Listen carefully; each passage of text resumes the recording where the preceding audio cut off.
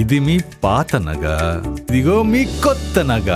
మీ పాత నగలిస్తే చాలు, దీనిపైన నయా పైసా ఇవ్వాల్సిన పని లేదు. ఈ మ్యాజిక్ మీ లలితలో మాత్రం. Sir Chiranjeevi sir, thank you so much sir. And and అలాగే ఈరోజు నాతో దీంతో పాటు జరుగుతున్న పుష్ప 2 ఈరోజు ఓపెన్ అయింది. మన మన మన ఇండస్ట్రీ బాహుబలి నుంచి తర్వాత ఈ పుష్ప RRR సో ఎలా వెళ్ళిందో, సో పుష్ప కూడా one of the good movie మన దాంట్లో. సో ఈ పుష్ప 2 ఈరోజే ముహూర్తం దాన్ని స్టార్ట్ అయింది. సో అది పాత పుష్ప ఏదైతే బన్నన్న జనాల్లో ఏమంటారు అవుట్స్లో కూడా అన్ని మన కంట్రీలో ఇండియా మొత్తం ఎలా తగ్గేదిలే అని చెప్పి ఆయన ఎలా ముందుకెళ్ళారో, ఈ పుష్ప 2 కూడా అంతే పెద్ద బ్లాక్ బస్టర్. అండ్ దానికి మించి వాళ్ళు అనుకున్న దానికి మించి వాళ్ళు సక్సెస్ అవ్వాలని, అండ్ పుష్ప 2 మన ఇండియన్ సినిమా పేరు ఒక రేంజ్ తీసుకుని వెళ్ళాలని మనస్ఫూర్తిగా కోరుకుంటున్నాను. బన్నన్న అండ్ సుకుమార్ సార్ అండ్ మైత్రి మూవీస్కి, అండ్ ఇలాగే అల్లరి నరేష్ సార్ అన్ని మిగతా సినిమాలు ఈరోజు స్టార్ట్ అయినాయి. సో అన్ని సినిమాలు విజయవంతం అవ్వాలని మనస్ఫూర్తిగా కోరుకుంటున్నాను. వెంకటేశ్వర స్వామి చూడకూడనటువంటి పరిస్థితుల్లో శిక్షించబడాలి. ఈ జానీ మాస్టర్ కేసుకి సంబంధించి పొలిటికల్ ఇంటర్ఫియరెన్స్ అవ్వచ్చు, ఇండస్ట్రీలో కొంత పెద్ద హీరోల ఇన్వాల్వ్మెంట్ ఉంది. ఈ కేసులో వెనక ఉన్నది టాప్ హీరో లేడీ కొరియోగ్రాఫర్కి పాట ఇవ్వటం వల్లనే జానీ మాస్టర్ వద్దు అన్నారు. ఎందుకు వద్దంటున్నారు అని చెప్పి దాన్ని ఇన్ డెప్త్కి వెళ్ళి చూసినప్పుడు ఈ ఇష్యూ అంతా బయటకు వచ్చి కేసు పెట్టించారు మాస్టర్ పైన అనేది ఒక వార్త వినిపిస్తోంది. ఏమో నాకు తెలిసి నేను అల్లు అర్జున్ గారు డైరెక్ట్ ఇందులో ముసుగులో గుద్దులాట అనవసరం. అల్లు అర్జున్ గారు అట్లాంటి స్వభావం ఉంటుందని నేను అనుకోవట్లా. అభియోగాలు ఏవైనా కావచ్చు కానీ జానీ మాస్టర్ ఒక్కలే కాదు కదా, ఇంకా చాలా మంది మాస్టర్లు ఉంటారు. జానీ మాస్టర్ కూడా తనకు ఆఫర్ వచ్చింది అనేది చాలా స్పెక్యులేషన్స్ అమ్మా. ఆఫర్ వస్తే అమ్మాయి ప్రతిభ వచ్చి ఉంటుంది. జానీ మాస్టర్ మీద కేసు పెడతారంటే అల్లు అర్జున్ గారు ఇచ్చేది ఏంటమ్మా? అక్కడ సినిమాకి కావాల్సింది ప్రతిభావంతులైనటువంటి డాన్సర్స్, వారి ద్వారా మంచి డాన్స్ నెంబర్స్, వారి ద్వారా ప్రజలకు మంచి ఆహ్లాదభరితమైనటువంటి సాంగ్ అనేటువంటిది బయటికి రావాలా. కోట్లాది రూపాయలు వెచ్చించి తీసేటువంటి సినిమాలో సుకుమార్ గారో లేకపోతే అల్లు అర్జున్ గారో పనిగట్టుకున్న డాన్స్ మాస్టర్ని అరెస్ట్ చేయించడం అనేటువంటి పని మీద ఉంటారని నేను అనుకోను. ఇందులో రాజకీయ కోణం ఉంటే ఉండొచ్చు, అది ఈ పార్టీ ఆ పార్టీ అని చెప్పి బేస్లెస్గా నేనైతే ఎలిగేషన్స్ చేయడానికి ఇష్టపడను. కానీ సినిమా ఇండస్ట్రీకి సంబంధించి ఆయనకి సంబంధించినటువంటి యూనియన్లోనే కొంతమంది ఈయన ఎదుగుదల నచ్చినటువంటి వ్యక్తులు ఉన్నారనేటువంటిది మాత్రం మంచి వ్యక్తుల దగ్గర నుంచి, క్రెడిబిలిటీ ఉన్నటువంటి వ్యక్తుల దగ్గర నుంచి నేను వినడం జరిగింది. జానీ మాస్టర్ తీసుకునేటువంటి కొన్ని నిర్ణయాలు, ఆయన తీసుకునేటువంటి కొన్ని విషయాల మీద పూర్తి స్థాయిలో నిరాసక్తిగా ఉన్నటువంటి వ్యక్తులు ఆ రకమైనటువంటి నిర్ణయం తీసుకున్నారు. కాబట్టి ఏం జరిగింది అనేటువంటి జానీ మాస్టర్ గారు భార్య అయితే ఆవిడ ఆవేదన చెప్తా ఉన్నారు. అల్లు అర్జున్ గారి గురించి కూడా కమెంట్ చేస్తూ ఉన్నారు. నేను కూడా కొంత వారించాను, నేను కూడా చెప్పాను.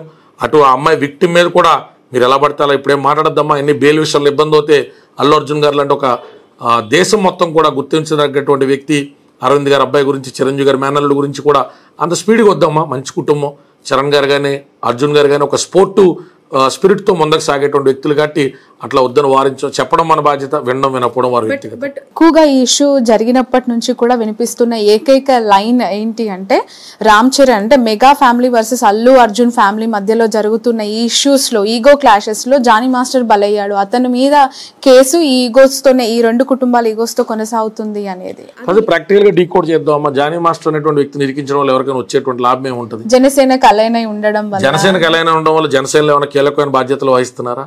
జనసేన ద్వారా ఆయన ఏమైనా రాష్ట్ర వ్యాప్తంగా ప్రభావితమైనటువంటి పర్యటనలు చేశారా?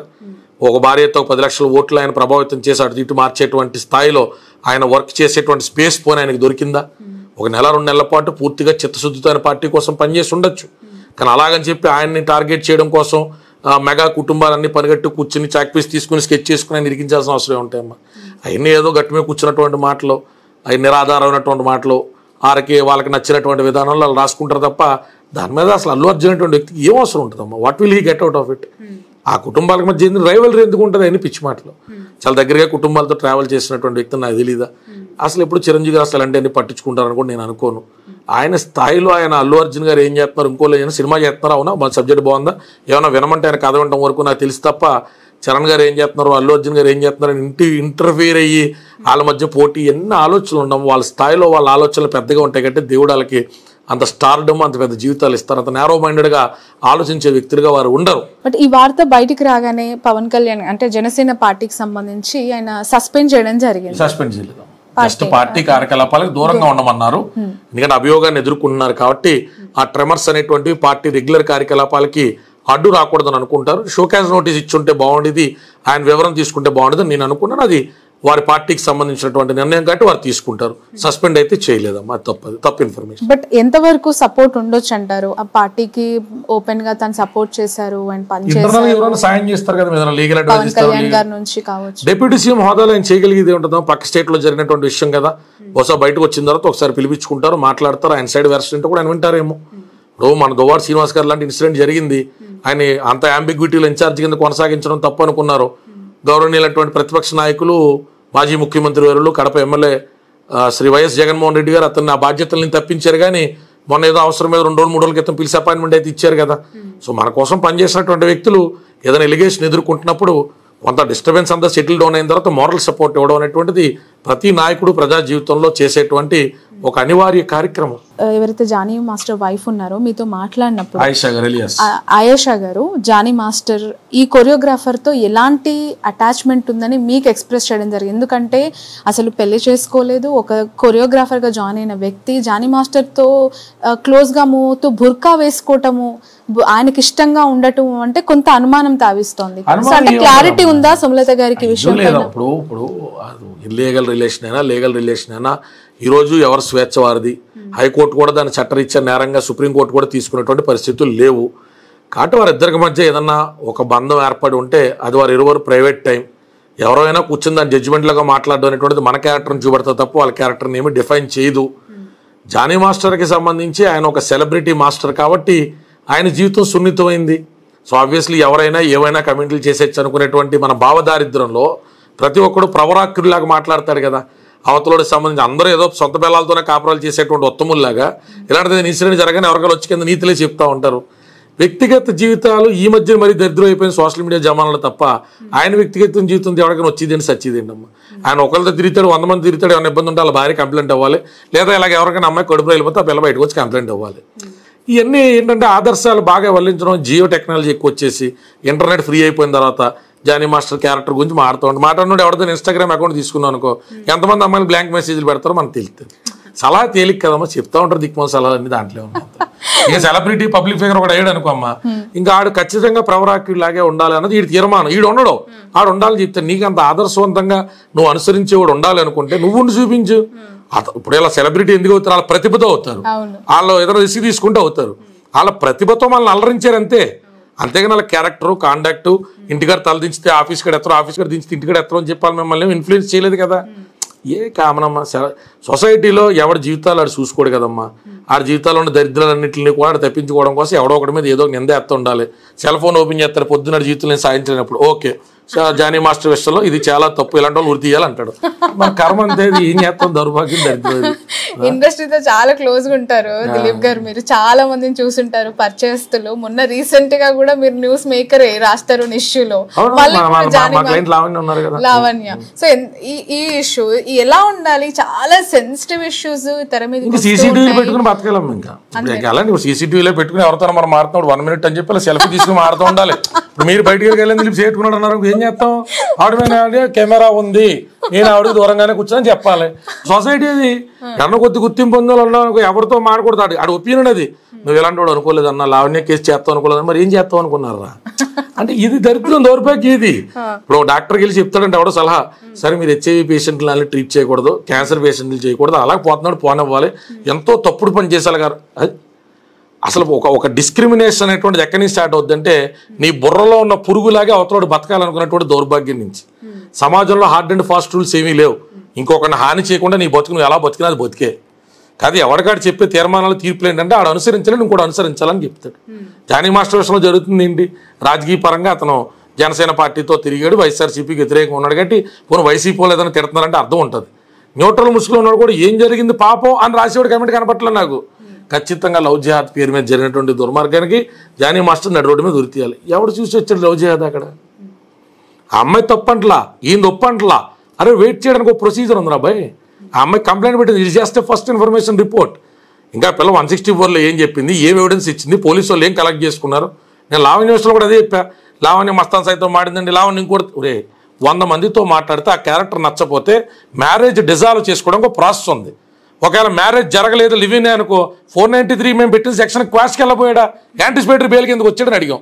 సెక్షన్ ఏంటో తెలియదు, ప్రాసెస్ ఏంటో తెలియదు, ఛార్జ్ షీట్ వచ్చింది కదా ఈ అబ్బాయికి అగనెస్ట్గా అంటే కూడా ఆ రోజు కూడా అంతే రాయించింది లావణ్య కావాలని అక్కడ ఉన్న పోలీసు ఎవరు రాయించేస్తారమ్మా అంటే ఆడి పట్టుకున్న కుక్కకి 3 కాళ్ళు 4వ కాళ్ళు ఉందంటే ఒప్పుకోడు.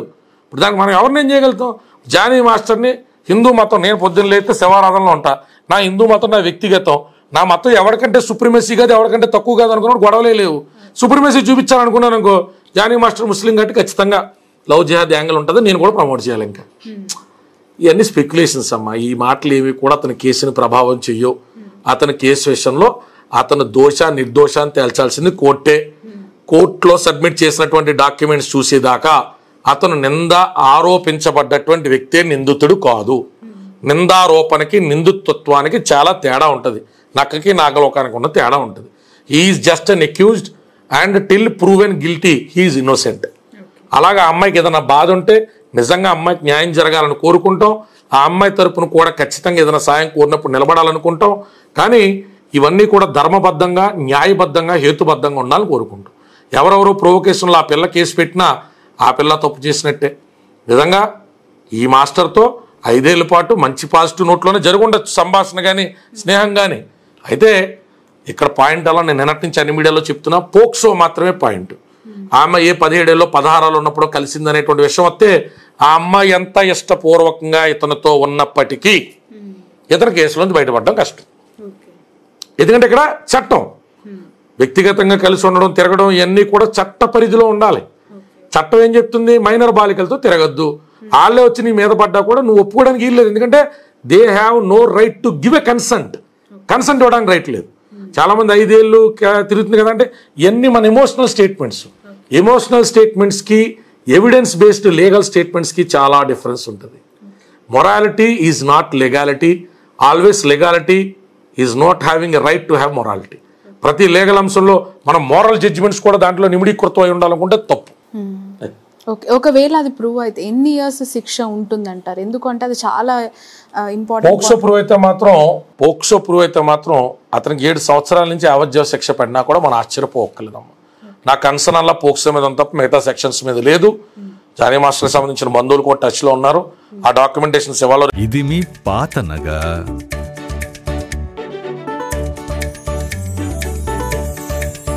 ఇదిగో మీ కొత్త నగ.